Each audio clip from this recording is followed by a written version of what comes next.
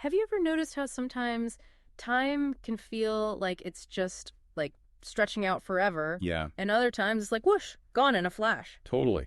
It's like, how does our mind actually get a grip on time? You know? It's a really fundamental question when you think about it. Absolutely. And you shared this super interesting entry from the Stanford Encyclopedia of Philosophy on temporal consciousness. Yeah, that one's a real head scratcher. So we're diving deep into it today, just for you. You always want to get to the core of things, right to the heart of the matter. Yeah, that's the best part. Especially when we're talking about something as basic as how we experience time itself. I mean, we're talking about the fabric of reality, in a way. Right. So this entry, it really dives into how philosophers have tried to explain this whole thing. Like, how do we experience things unfolding over time? Like a melody or like watching a wave crash on the shore. Yeah, exactly. Even though if you really stop think about it, our immediate awareness is kind of fleeting. It's like poof, gone. But somehow we get this sense of continuity. And that's the central mystery right there. We see a car driving down the street, so clearly we perceive change happening over time. Right. But this present moment, if you really try to pin it down, is just this tiny sliver. A blink of an eye. So how do we bridge that gap? How do we connect that momentary now with this feeling of duration? Yeah, how does that work? That's what the Stanford Encyclopedia entry is all about, and it's a massive deep dive. It really is comprehensive. It lays out all these different philosophical models that have been proposed. It talks about the historical context, like what was going on that made these thinkers come up with these ideas. Yeah, how did they even start thinking about this stuff? Right. And it even gets into how some of these models connect with what scientists are finding. Really? Yeah, like in psychology and neuroscience. Wow, that's really bringing it all together. It's like we're getting a concentrated dose of, I don't know, centuries of thinking on this really fundamental question about our experience of time. I love it. Me too. So let's jump in. Let's do it. The entry starts by laying out the initial puzzle. We experience change all the time. Constantly. Yeah, a leaf falling, someone turning a page, the sun setting. The world is in constant motion. But can our immediate consciousness actually grab hold of that duration? Can it really grasp change as it's happening? That's a huge question, right? Because what is our immediate consciousness even like? Yeah, that's what we need to figure out. Is it just a single dimensionless point in time? Like a frozen snapshot? Or does it have some kind of built-in thickness, some temporal width to it? Yeah, that's the debate, isn't it? And to get at this, the entry introduces three main philosophical models. 3 different ways of trying to crack this nut. Exactly. So let's take them one by one. Sounds good. The first one up is the cinematic model. Okay, the cinematic model. I think this one is kind of easy to grasp, at least at first. Yeah, it's a good starting point. The basic idea is that it's like how movies work, you know? It's like a film reel. Yeah. A super fast sequence of still images. Frames flashing by. And our brain, it just stitches them together. Creates the illusion of movement. Exactly. Yeah. So with the cinematic model, the thought is maybe that's how our minds handle time too. Like a mental projector. Right. Just constantly flipping through these snapshots. Exactly. And some big thinkers have actually proposed something like this. Yeah, it's not just some random idea. You've got Augustine, way back in the day. Yeah, Augustine. And then Reed, and more recently, Philip Shord. Shord even came up with this catchy name for it, the snapshot theory. Love it. Right. And they all kind of fall under this umbrella of what's called PT anti-realism. Okay, now that sounds complicated. It is a bit of a mouthful, but basically it means they don't think we directly perceive change happening. We just see things being different in each snapshot. And then our brain fills in the gaps. Exactly. Like, oh, the ball was there, now it's here, so it must have moved. Makes sense. But here's where it gets tricky. If all we're getting are these still frames, how do we get that feeling of continuous dynamic experience? Yeah, good question. Like when we're watching a basketball game, it doesn't feel like we're flipping through a bunch of mental photos. It feels smooth, it flows. Yeah. So how does the cinematic model explain that? That's the big challenge for this model. And Reed and Shard, they thought memory was the key. Memory. Yeah, so we remember the previous snapshots. Yeah. And our brain somehow uses those memories to create this smooth, flowing experience. I guess that could work. Maybe, but it's still a bit fuzzy. And then the entry throws in another wrinkle, this idea of dynamic snapshots. Dynamic snapshots. What are those? So there's this philosopher, Le Poitevin, Okay. And he has this hypothesis that there might actually be separate systems in our brain for processing motion. Like different parts of the brain doing different things with time. Exactly. Yeah. So one system, it picks up on what he calls pure motion. Just the feeling of movement itself. Right. And the other system, it tracks changes in position. Like where things are in space. Exactly. And they even bring up the waterfall illusion as an example. Have you ever heard of that? A waterfall illusion, I think so. So it's like if you stare at a waterfall for a while and then you look at something stationary next to it. It looks like it's moving in the opposite direction. Right. It's really weird. I've definitely experienced that. And Lepoitvin thinks this might be because our brains have these two separate motion systems. And when you stare at the waterfall, the downward motion system gets tired. It's like it gets fatigued. Exactly. But the system for detecting upward motion, it's still fresh. So it overcompensates. Exactly. And that's why the stationary thing looks like it's moving up. That is so cool. Isn't it? And Lepoitvin thinks this might show that our experience of motion is based on these static snapshots, but the snapshots themselves are actually capturing some kind of movement within them. Like a blurry photograph where you can see the motion. Mm-hmm. Yeah, exactly. So it's not just two separate pictures of a thing in different places. It's one picture that contains the movement itself. That makes the cinematic model a bit more sophisticated. It does, but even with these dynamic snapshots, there are still some big criticisms. Like, does this really capture the way we experience motion as this ongoing, continuous process? Yeah, it still feels like it's chopping things up too much. Right. And there's this philosopher, McKenna, who argues that we probably have a more general consciousness mechanism that handles temporality.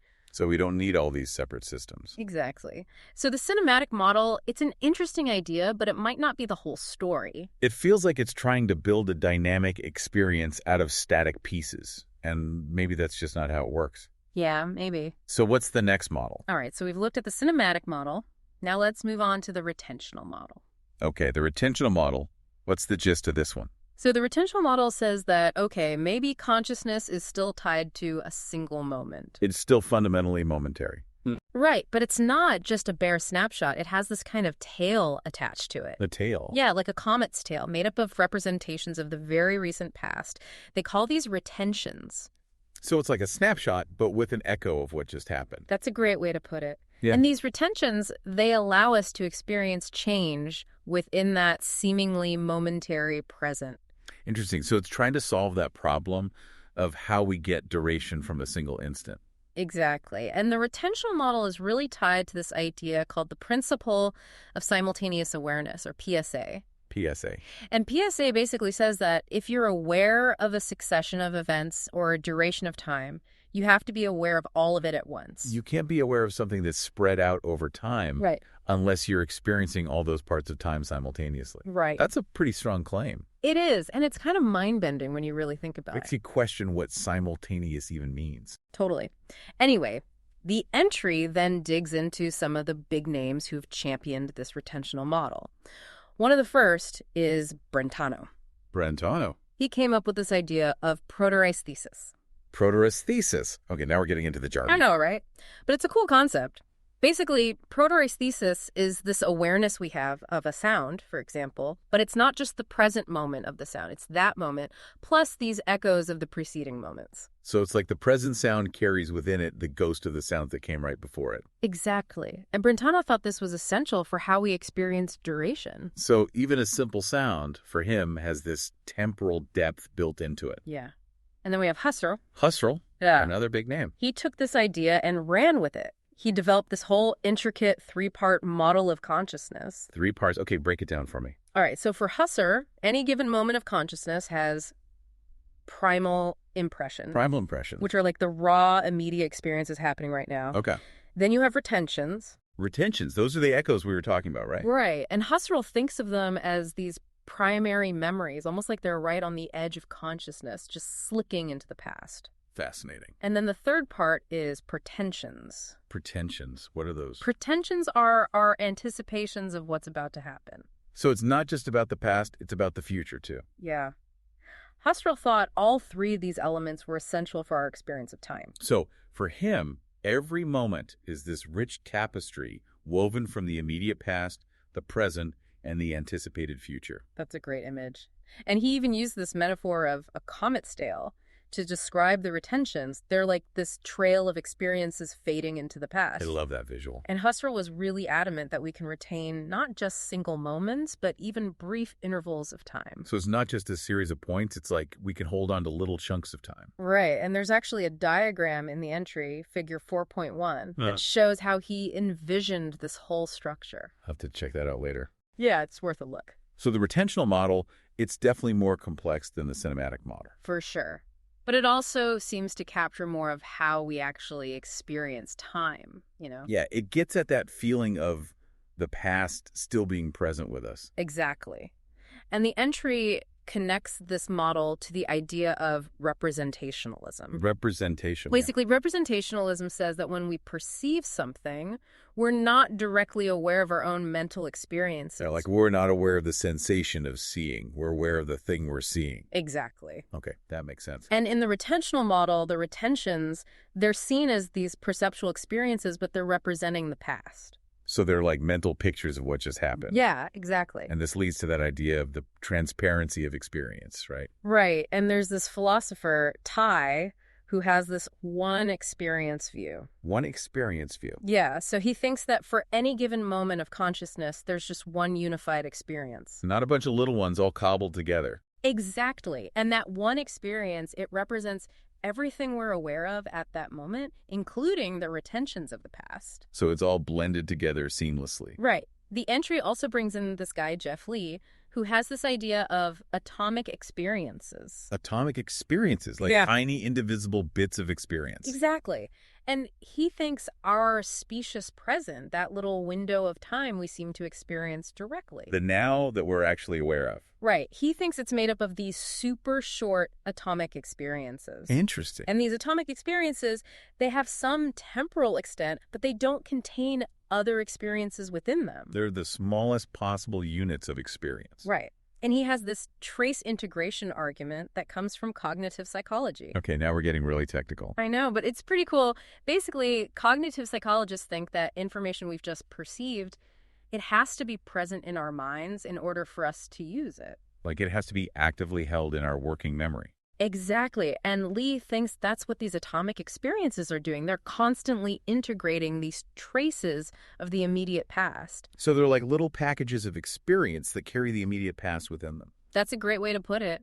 But even with all this, the retentional model still faces a big challenge. What's that? How do we know that these retentions are actually giving us a genuine experience of succession, of things happening one after another? Yeah, it could just be that we have this single experience that happens to represent a succession, but we don't actually experience the succession itself. Exactly. It's like, how do we know it's not just a trick of the mind? It's a tough nut to crack. It really is. But the entry does point out that retentional models have been used to explain certain temporal illusions, like the cutaneous rabbit. Cutaneous rabbit, that sounds interesting. It's this weird illusion where you tap someone's skin in a certain pattern, and they feel like the taps are hopping along their arm, even though they're not. That's wild. And the retentional model can explain that by saying it's the retentions of the previous taps that are creating this illusion of movement. So the brain is filling in the gaps, creating a false sense of succession. Right. Okay, so we've covered the cinematic model and the retentional model. What's next? So we've talked about the cinematic model with its snapshots and the retentional model with its snapshots and echoes of the past. Right. Now we come to what the entry calls the most radical idea, the extensional model. The extension model. And this one really flips the script. How so? Instead of saying that consciousness is tied to a single moment, the extensional model says that our experiences can actually be extended in time. Wait, so consciousness itself has duration? Yeah.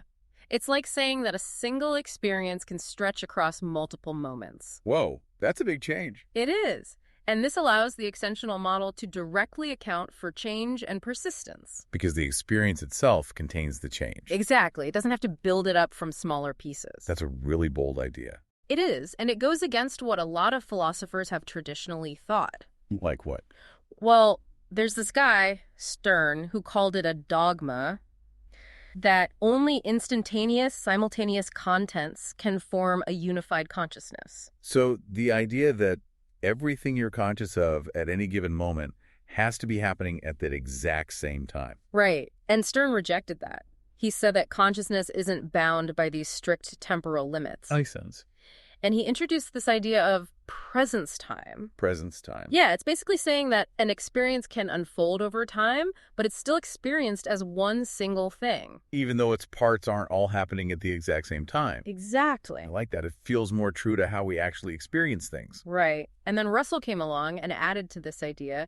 He said that these extended experiences, these specious presents, they actually overlap. So the end of one experience bleeds into the beginning of the next one. Yeah. And that's how we get this continuous stream of consciousness. It's like a river constantly flowing. Perfect analogy. And Russell pointed out this really interesting thing about time. What's that? He said that the relationship of belonging to the same present, it's not transitive. Not transitive. Yeah, meaning that if A is in the same present as B and B is in the same present as C, that doesn't necessarily mean A is in the same present as C. Okay, my brain hurts. I know, it's a bit twisty. But think about it this way.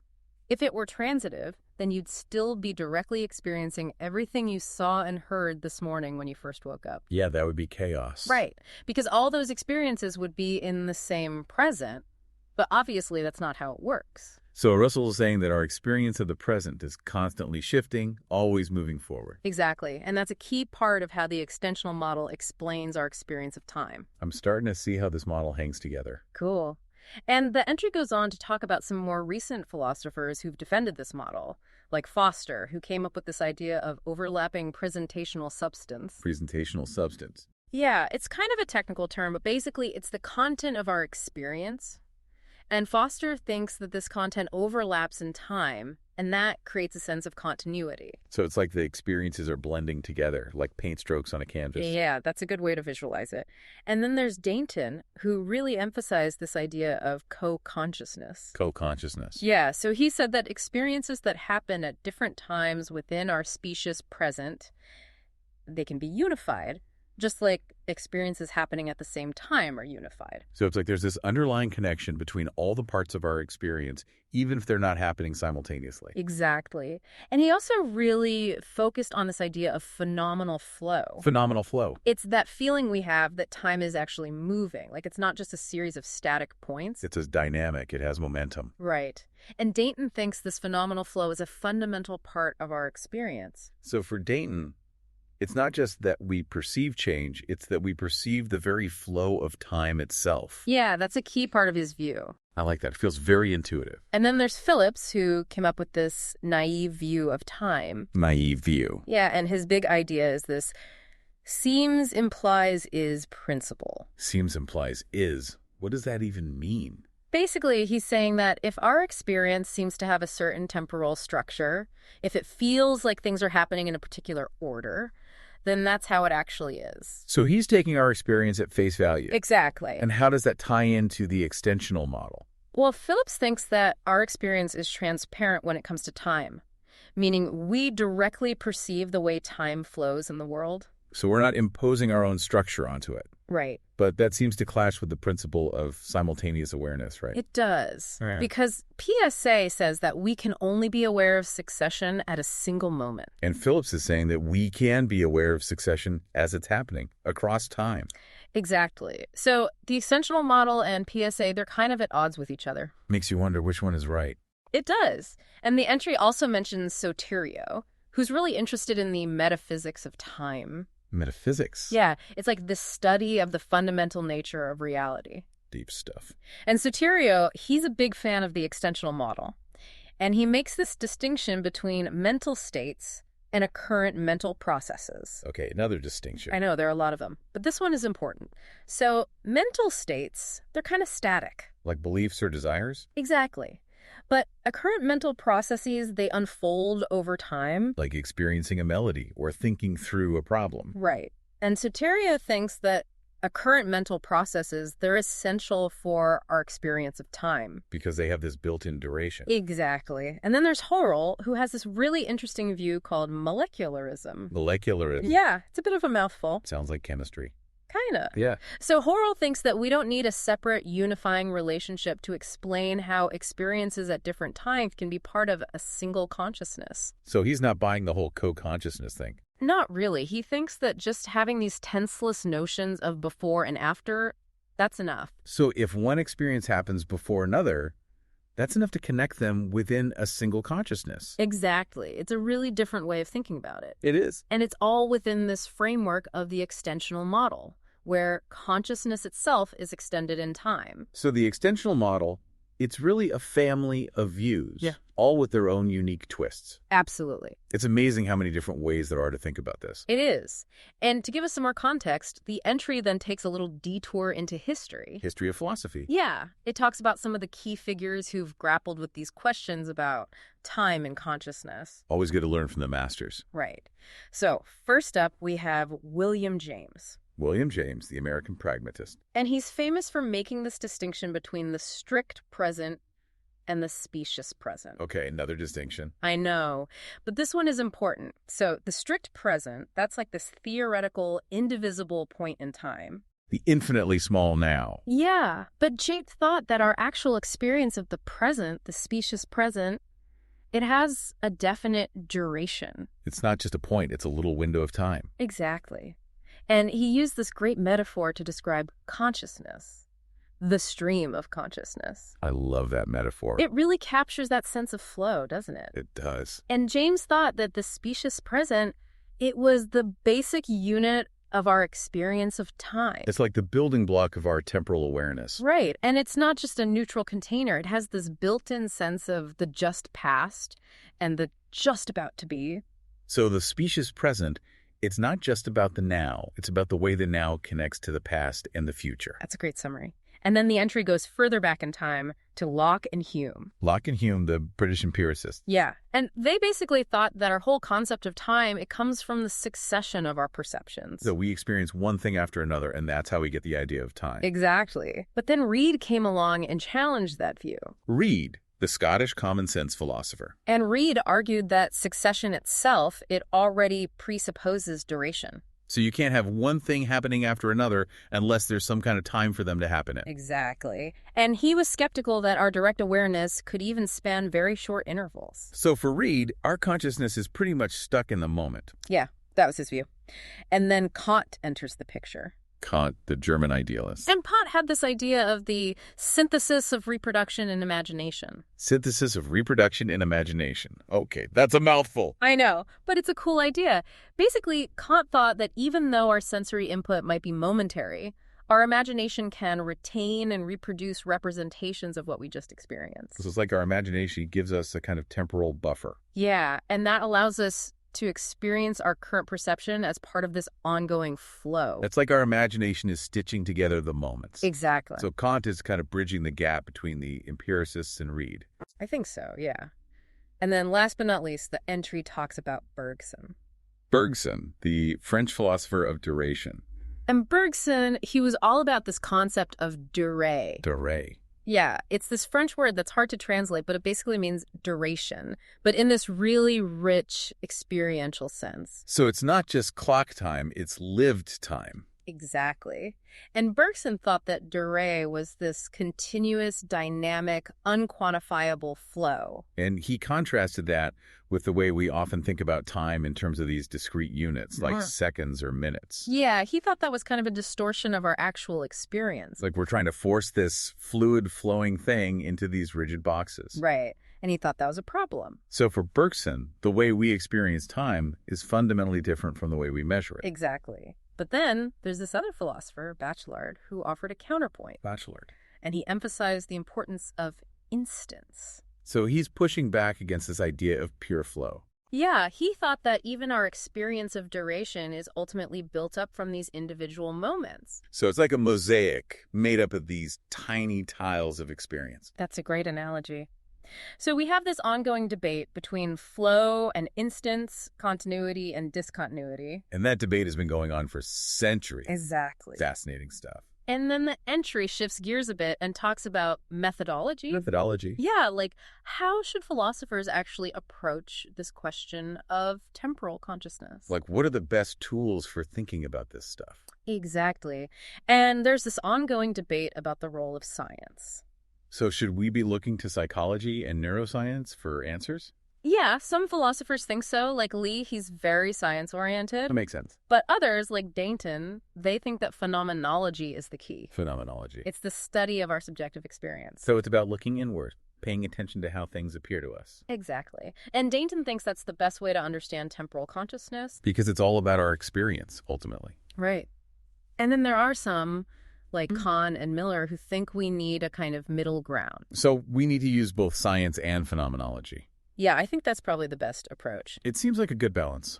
And the entry points out that while psychological studies of temporal illusions have been really helpful, Like the cutaneous rabbit we talked about earlier. yeah, broader neuroscientific theories of consciousness haven't always been directly relevant to this question of temporal experience. So they're not always talking about the same thing. Right. But there are some exceptions. Like what?